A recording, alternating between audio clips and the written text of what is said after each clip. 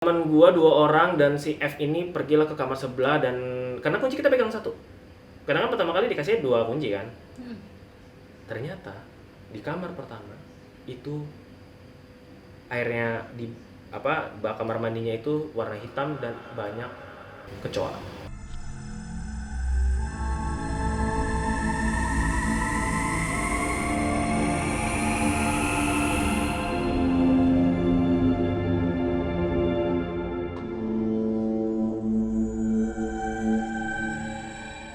Kalau katanya si E gini, gue seumur-umur digangguin nggak pernah serealistis ini. Ya kayak pertama dia kan orang kalau kaget diem ya, jadi kayak shock terapi aja gitu dia. Si pompanya itu ada perempuan itu lagi mainin si pompanya dan keluar air.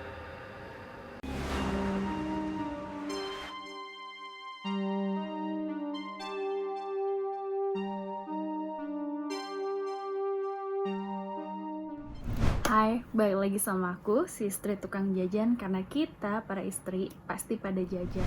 Udah nonton narasumber aku Pascal yang part 1, ini aku lanjut part 2 ya. Karena cerita KKN dia di Sumatera ini cukup panjang dan jujur ini seru dan serem banget. Nah, ini aku sekarang tayang part 2-nya ya. Tapi sebelum kalian nonton, jangan lupa like, subscribe, dan nyalain lonceng notifikasinya sama share video aku ke teman-teman. Oh ya, aku akan nempatin janji ya, kalau aku udah 10.000 subscriber, aku bakalan cerita teror pocong yang dialamin mamaku hampir 40 hari. Atau kalau kalian suka tayangan mamaku kemarin, mungkin apa gimana kalau mama aja yang cerita langsung, mungkin akan lebih scary lagi karena dia yang ngerasain kan. Berani kan buat nonton? Kalau nggak berani, skip aja. Tapi kayaknya subscriber aku berani semua deh. Jangan lupa nontonnya pakai headset biar lebih berasa horor. Cuman kita dapat info dari gelombang tahun lalu. Ya jadi kan setiap tahun ada yang di situ juga. Oh iya benar dong. Bilang bahwa site lu adalah site paling serem satu Palembang. Dimana Palembang itu punya site ada sekitar 5 atau 6. Pertama, site yang tempat gua adalah site paling jauh. Tuh site paling jauh. Kedua, site yang paling fasilitasnya paling tidak modern. Yang lain-lain tuh di daerah Palembang yang lain tuh sudah lantai. Kalau di sana sih tempat gue pakai AC, cuman masih rumah kayu gitu. Nah akhirnya gue dapat info itu, gue bilang apalagi nih, gue butuh banyak info. Dia bilang, tapi lu jangan kasih tahu siapa-siapa ya. Jadi jangan ngasih tahu ke junior-junior karena takut kan. Itu kayak tradisi jadinya. Setiap tahun nih kalau diceritain pasti yang mau datang tuh ngerasa takut. Jadi si site ini infonya yang gue dengar tidak memperbolehkan mahasiswi perempuan untuk datang ke site tersebut. Khusus site itu doang. Kedua adalah pembimbing yang tahun lalu itu berbeda sama pembimbing dari kampus gue yang di tahun yang sama yang gue pergi. Beda lah, anggaplah si Bapak A sama Bapak B yang nemenin gue sekarang Bapak A yang tahun lalu. Tapi kan pasti Bapak B dapat cerita dari Bapak A dong, logikanya. Ya, jadi inilah gue akan jelasin kenapa si Bapak B nggak mau ikut sama kita nginep. Jadi waktu tahun dulu kita pakai 2 kamar. Jadi 3 orang dan si pembimbing gue tinggal di kamar pertama. Sendirian. Ya, yang kamar pertama yang gue maksud adalah kamar yang paling kiri. Yang tadi ada baknya yang benar-benar real ya, ada kotoran dan lain-lain. Jadi si pembimbing gue itu di hari ke-7 dia bukan lagi dapat sambutan, tapi dia dapat info dari mahasiswanya dia yang satu tidur bareng bahwa paginya itu sekitar jam 5 pagi pas mau sholat subuh si pembimbingnya tidur sama perempuan. Oke, di sebelah si pembimbingnya ada Perempuan. Jadi tidurnya sama perempuan. Pembimbingnya laki-laki kan? Pembimbingnya laki-laki. Oke. Di saat itulah si pembimbing gue yang si A tahun lalu ini kayak memutuskan buat kayak gue langsung mau balik. Karena itu real dilihat sama si yang tahun lalu, yang mahasiswa juga. Oke. Nah, diceritakan lah. Sedangkan di site itu nggak ada perempuan Gak karyawannya. ada, kan semua cowok. Bukan, maksudku bukan anak magangnya, bukan Oh, iya. anak KKN-nya, tapi karyawan-karyawannya. Semua cowok. Dan dari 7 cuman lihat, yang gak lihat tuh cuman gua sama salah satu teman gua yang nonis. Yang lainnya lihat. Termasuk si pembimbing. Bimbingnya lihat. Cuman pembimbingnya cuman bilang gini. Kan gua udah ngomong. Kita pasti ada dapat sambutan. Mau Oh, si gimana? Mas N ini Ya, ya. betul, si Oke, pembimbing oke. gue si Mas N ini. Dia santai, mungkin karena dia udah biasa aja gitu.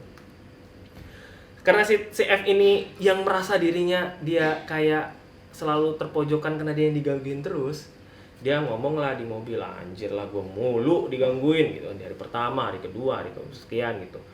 Nah si Mas N ini cuman ngomong sebentar lagi selesai kok. Nah tapi ini ada penjelasan di belakangnya gitu. Di akhir setelah DR10, ntar gue akan kasih tahu kenapa sih disebutnya di awal dan di akhir. Memang dikasih motivasi dan support yang positif lah dari si Mas N ini. Jadi memang dia udah ngerasa kayak kok gua mulu nih yang digangguin gitu. Nah, kita sampai di apa namanya, kita punya well ya, kita sebutnya sumur. Pulang kita jam 2, jam setengah 3 lah. Jam 2, setengah 3 kita balik nih ke mes. Tidak ada gangguan apa-apa.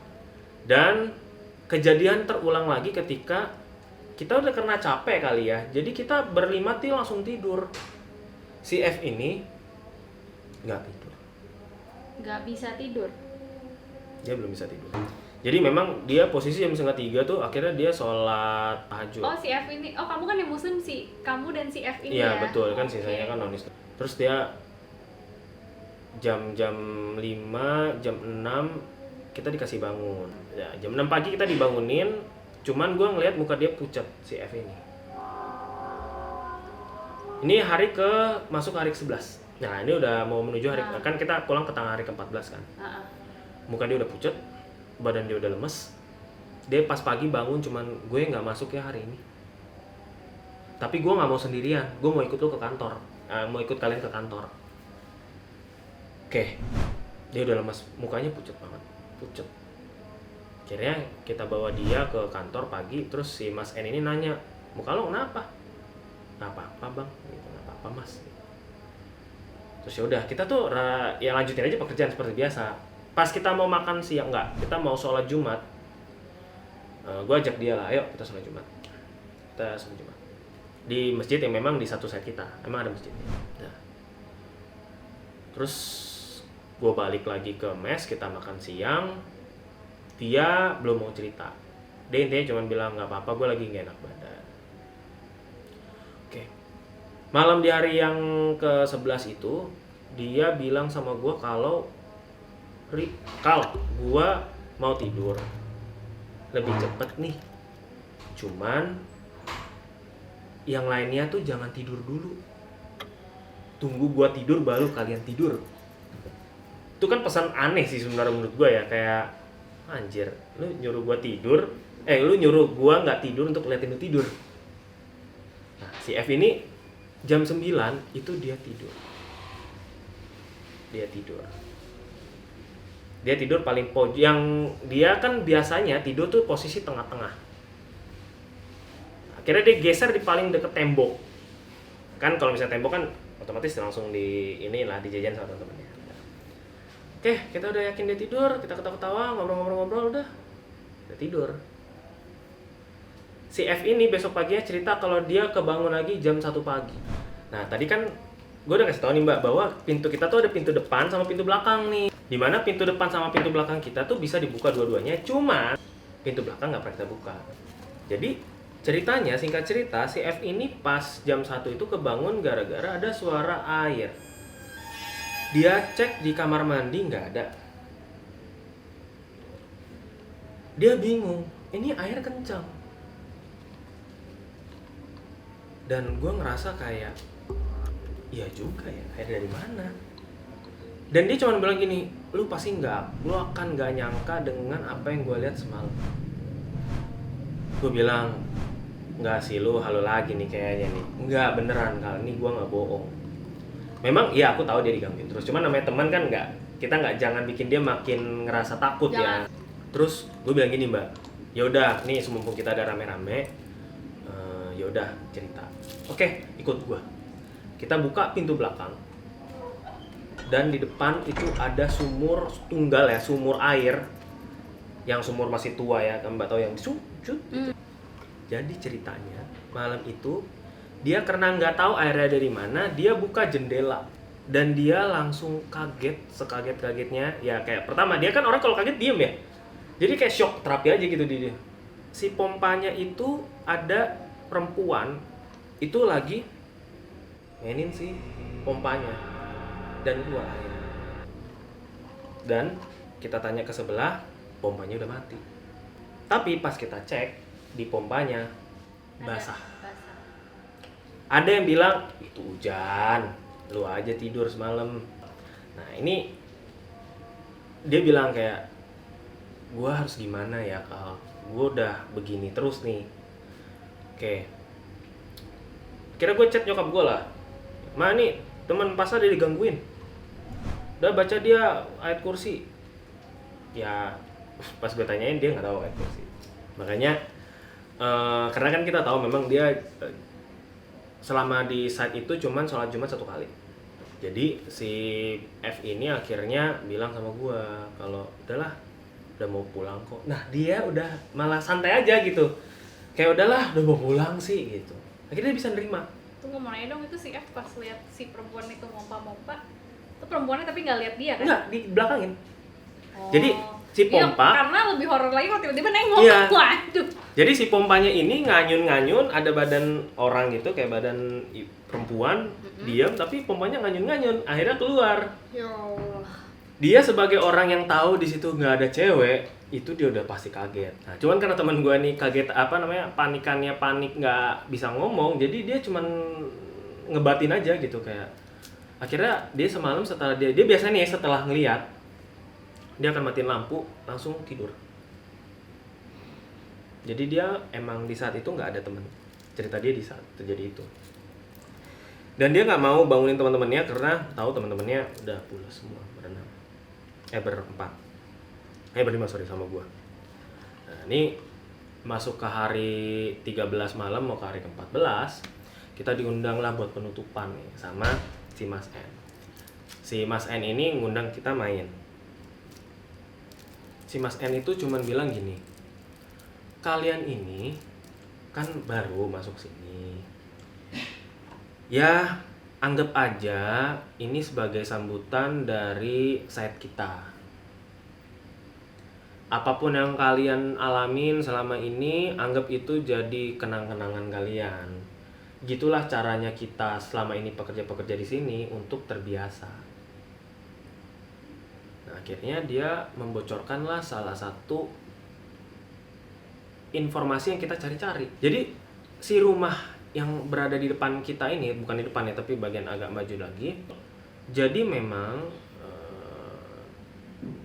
dulu ada yang meninggal di sana, dan itu perempuan. Nah, kenapa itu tidak dihancurkan? Karena memang informasi yang gue dapat, si rumah itu dijaga dan tidak boleh dihancurkan atas pesan keluarganya. Jadi yang meninggal cuma satu, Perempuan itu. si perempuan itu. Dan di kuburannya di mana? Di belakang tembok itu. Jadi ketika gue dengar informasi itu ya lumayan juga lah merinding ya, namanya kayak aduh ini yang gue tempatin apa nih ya kan, karena itu dia bilang memang ada kejadian dulu dan memang yang meninggal juga perempuan. Ya udah, kita langsung berpikir bahwa mungkin itu. Oke, di hari ke-13 malam kita sudah mulai merasa happy karena sudah terkuak lah. Di hari kemalam itu kita sangat santai. Di hari terakhir, hari ke-13, kita main game PES. Dan memang apa ya namanya site-nya cowok semua. Terus kita berenam cowok semua. Jadi adalah beberapa rekan-rekan gue yang sedikit nakal ya, nontonnya film dewasa-dewasa gitu. Terus yang dipakai laptopnya gue punya. Dan waktu itu gue udah tidur. Di hari terakhir kita sudah sangat santai banget ya, karena kita udah dengar ceritanya. Dan kenapa diceritain di hari terakhir? Supaya kita nggak punya suges berlebih. Si Mas N ini cukup membantu kita lah supaya stay di sana. Di hari terakhir posisi format tidurnya gue di tengah, si F itu tetap di tembok, dan ada salah satu teman gue namanya E yang berada di ujung, yang langsung tempat tidur langsung kayu. Lalu gue tidur, besok paginya gue belum dapat cerita apa-apa. Gue baru dapat cerita ini setelah gue udah di pesawat. Jadi si E ini cerita bahwa si R ini jam 3 pagi, si E ini jam 3 pagi tuh kebangun karena kehempit temennya kiri dan kanan. Jadi si R ini kan paling ujung, jadi dia kegempit. Nah, dia berada membelakangi si R. Itu jam 3 pagi ya. Dia membelakangi tidurnya si R ini. Nah, karena si temen gua ini badannya merasa terhimpit, dia gerak-gerakin badannya gitu kayak supaya ada ruang. Nah, si E ini ngerasa kenapa ada kaki sih di pahanya dia? Dia kayak ngerasa gerak-gerakin badannya dia. Terus gak nyaman bener-bener. Dia kan posisi dia miring ke kanan ya. Ini gua anggap si R-nya di sebelah kiri. Jadi dia gerakin badannya dia kan posisi di kanan. Sebentar, kita layoutin dulu. Nah, ini anggap nih si Mbak Tutu nih R. Aku si R ya. Aku si E. Oke. Ya, aku tidur ngadep sini, Mbak. Aku di sebelahmu persis. Ya. Dan aku nggak sengaja giniin kakiku ke sini kamu gitu ya. Ya. Dan kamu kebangun terganggu. Pokoknya aku ngerasa kayak si E ini ya, aku nih si E ini ngerasa kayak aduh sini gitu. Karena kaget gue, ini ada kaki apa sih gitu. Dia sengaja sesuatu dia lepasin lah kakinya. Nah, jadi si E ini karena dia posisi tidurnya tadi di sebelah kiri, dia mau ngehempasin kakinya si R ini. Dan itu wajar, biasanya kita kalau ada yang kaget tidur kita hempas, pasti itu refleks kok. Ketika dia mau hempasin, dia ngerasa nggak ada kaki. Jadi kayak dia ngerasa ada yang nempel di kakinya dia, tapi nggak ada kaki. Jadi kayak sebenarnya tuh dia ngerasa nggak ngerasa gitu. Oke, karena setengah sadar juga kan baru. Iya, karena baru bangun. Dia cuma ngerasa berat aja gitu. Nah, terus? Nah, ketika dia ngerasa bingung nih ada kaki apa kagak, kok nggak rasanya, dia mau putar badannya ke sebelah kanan, ke posisinya Mbak Tutu sekarang, si R. Jadi si R ini tidur, si E udah bangun karena dia mau balik badan.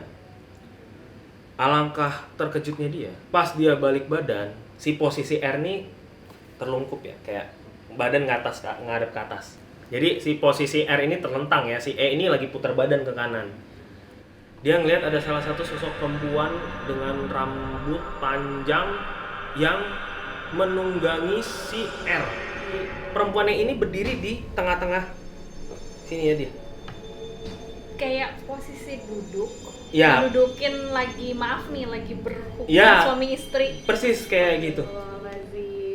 Dan si cewek itu pas si E ini ngelihat, dia udah nggak bisa ngomong. Si cewek ini cuman memberikan satu gerakan yang membuat dia kayak langsung ngadep lagi balik. Rambut kan tutup semua. Pas dia nengokin ke kanan, itu rambutnya itu kepisah jadi kelihatan matanya doang. Mata itu benar-benar merah, dan si teman gue ini, si E ini kayak kan dia nonis ya. Dia langsung balik badan, terus dalam nama Bapak kayak gitu langsung berdoa. Terus dia balik kiri, dia berdoa dengan harapan hilang. Tapi ketika dia ngebalik ke kiri, ke arah dia semula tadi sebelum dia ngerasa ada apa-apa, kakinya tuh kayak ada ngerasa lagi, dinaikin kakinya. Nah ini kan orang pagi-pagi jam 3 pagi ini udah dia udah benar-benar tahu kalau itu perempuan, dan terus ada kaki lagi naik di kakinya dia, kayak biasa kalau tidur gitu kan. Dia kayak udah bilang, Yesus pokoknya saya udah nggak, dia udah nggak bisa ngomong, kayak saya udah nggak bisa, bantu saya bisa tidur. Dia berdoa nggak usah, dia sesuai agama dia lah agamanya ya. dia. Sampai ada salah satu HP bunyi alarm, tiba-tiba hilang. Jadi si teman gua nih si E ini setelah dia berdoa ada salah satu bunyi HP alarm. Alarmnya siapa? Kayaknya sih salah satu teman gua, kita sebut aja si M lah ya, si M ini. Si M ini HP-nya memang biasa bangun jam 4 pagi. Si M ini yang non muslim. Sama-sama non muslim. Tapi Oke. suka bangun pagi dia. Dia kan memang olahragawan ya, jadi kadang-kadang suka pagi pusap-pusap gitu. Oh iya. Nah, pokoknya dia bangun alarm. Hilang. Itu udah pasti lega banget tuh. Nah, yang anehnya adalah si R ini ketika bangun pagi, badannya capek semua. Dia ngerasa R pagi-pagi, yang, maaf nih, didudukin kan? iya didudukin. Oke. Dan dia si R ini pagi cuman bilang, anjir badan gue capek-capek semua nih, pegel-pegel. Padahal posisi tidurnya dia, sesuai informasinya si E, terletak. Nggak ngapa-ngapain. Cuman diem aja. Terlentang gak rusuh ya? Kalau Nggak orang rusuh. Sumatera bilang gak lasak. Kan kalau yang suka tiba-tiba gini-gini tuh lasak lah bahasanya. Tapi dia antang udah gitu Iya. aja kan? Dan yang rasa, yang gue sampai gue nggak mau lagi balik lagi ke mes ini karena gini, ketika si E ini nengok dan si cewek itu juga nengok, Nengoknya pelan lagi begini. dia bisa dengar hembusan napas berat. Dan itu kayak, kalau katanya si E gini, gue seumur umur digangguin nggak pernah serealistis ini. Ya ini gimana gak realistis sebelahnya dia langsung. Iya. Dan akhirnya kan gue diceritain nih, karena yang lain-lain tuh bilang gini, salah sih kita nganggep kayak nggak mungkin. Paling si F aja nih yang memang imannya kurang kuat makanya digangguin. Dan ternyata memang si Mas N ini pembimbing memang udah pernah bilang bahwa ya udah terima aja gitu, kayak ada pas kita disambut sama pas kalian pulang. Dan memang diantara kita berenam, si F ini udah banyak di awal-awal dan pertengahan. Jadi kayak gantian lah. Closingannya bukan di sini Iya, ya. malah itulah kayak punchline-nya gitu, dapat gitu. Yang orang yang bener-bener kita dari awal nggak mungkin sih ini. Sorry Mbak tuh juga mau nanya nih. Kamu waktu awal sampai tuh kalian nggak ada kayak doa bersama gitu nggak? Nah, ini buat ngasih tips dikit ya buat teman-teman yang nanti kedepannya akan KKN segala macem, karena kan kita lama-kelamaan kan pandemi akan jadi endemi ya. Ada kemungkinan akan KKN dan lain-lain yang tadinya enggak gitu, yang tadinya cuma online. Pesan aku pribadi, kalau datang ke tempat baru biasain permisi. Kalau yang muslim biasain wudu dulu. Misalkan let's say kalian nyampe siang, ya udah diniatin aja sholatnya di sono zuhur, kayak abis sholat bismillah gitu, berdoa kayak ya Allah lindungi aku ya, sambil ngomong gini, karena kita nggak bisa pungkiri kan emang di Al-Quran juga dibilang itu ada kan mereka, sambil gini. Kalau Mbak tuh ya biasanya ke tempat baru itu suka sholat dulu, kalau nggak bisa sholat wudu aja dan bilang assalamualaikum permisi saya di sini cuma mau berapa lama gitu, sebut kan kita sama-sama nih nggak usah ganggu ya. Tapi kadang Mbak tuh suka nambahin sih kalau auranya nggak enak tempatnya, kayak pas kalau pertama kali nginjek itu Mbak tuh suka ngomongnya gini, aku di sini misalkan aku di sini cuma numpang tinggal sekian hari. Kalau emang kamu mau nunjukin diri, please tunjukinnya ke aku aja, jangan ke yang lain. Jadi akhirnya seringnya Mbak tuh kayak gitu nih kan, biasanya pernah liburan sama temen itu pasti Mbak Tutu doang yang lihat, teman-teman lain enggak. Ya, karena Mbak gitu Tutu kalau lihat ya udah Mbak simpen sendiri aja. Itu Oke. Dan akhirnya itu kita pulang, kita cerita ke teman-teman deket kita lah ya. Dan itu karena yang ngerasain kan sebenarnya gini Mbak, kalau aku ngelihat jika ceritanya cuman si F doang, itu kita bisa aja mikir dia ya mungkin halusinasi atau memang dia terlalu takut orangnya. Tapi ini kejadiannya dialamin sama 3 orang. Karena si E sama si R ini ya, si E yang lihat si R ngerasa badannya nggak enak. ditambah lagi pas kejadian kalian lihat. Betul, dan itu selain kamu kan? Iya. Kamu dan siapa yang nggak lihat? Ada pokoknya teman si M itu, si teman nona si M ya? itu. Jadi si M ini sama aku itu nggak digangguin karena ada alasannya. Alasannya? Pertama, aku tuh bawa Al-Quran, aku taruh di tas. Yang biasanya nih, aku kalau lagi pulang lagi sholat maghrib gitu kan, biasa aku suka ngaji sebentar. Alhamdulillah. Ini juga buat temen-temen ya. Ya, Iya, kalau kalian ngerasa gedean, bawa aja, pocket kan juga ada. Terus? Iya, kecil. Dan aku pas tidur, aku selalu taruh Al-Qur'annya di bawah kepala aku, jadi di bawah bantal. Oke. Aku taruh di situ. Nah, teman aku si M ini yang nggak digangguin, itu selalu berdoa di saat sebelum dia masuk kamar dan di saat dia mau tidur. Yang non-mus ini ya? Ya. Oh. Dia berdoa saat dia masuk ke ruang mes kita dan saat dia mau tidur. Tapi sebenarnya dia berdoa itu juga tanda permisi juga loh. Ya, benar-benar. Perlu sih kita permisi setiap masuk. Ibaratnya gini deh, kita datang ke rumah orang sama manusia aja harus sopan santun, bahasanya sebenarnya gitu aja. Sebenarnya basically mereka juga ya pengen kita sopan santun kan aja sih, sama-sama ciptaan Tuhan walaupun kita memang derajatnya lebih tinggi ya. Betul Mbak. Memang gitu. Tapi bukan berarti kita harus sombong walaupun kita derajatnya lebih tinggi. Nggak kita gitu. harus permisi setiap masuk. Gitu. Jadi memang dari cerita itu gua mulai ngerasa kayak ya juga ya, berarti memang serem sih. Nah, dari cerita yang pertama masuklah gua ke salah satu tahap terakhir gua menyusun skripsi tesis penelitian akhir. Itu gua dapet kesempatan ke Pekanbaru. Oke, buat teman-teman ini cerita kedua ya.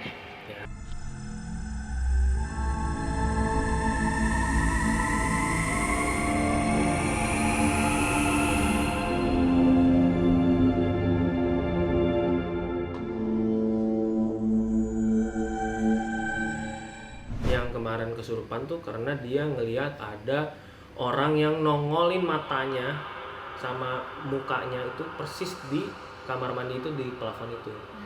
Salahnya dia adalah dia posisinya ke kamar mandi yang persis atasnya plafonnya kosong. Sebelah yang kamar kita yang paling pojok juga sama. Ada tuh orang lihat ular. Ular di mana? Di kamar. Kapan? Pagi. Bener nggak itu ular? Enggak sih mas, itu loh jadi dia.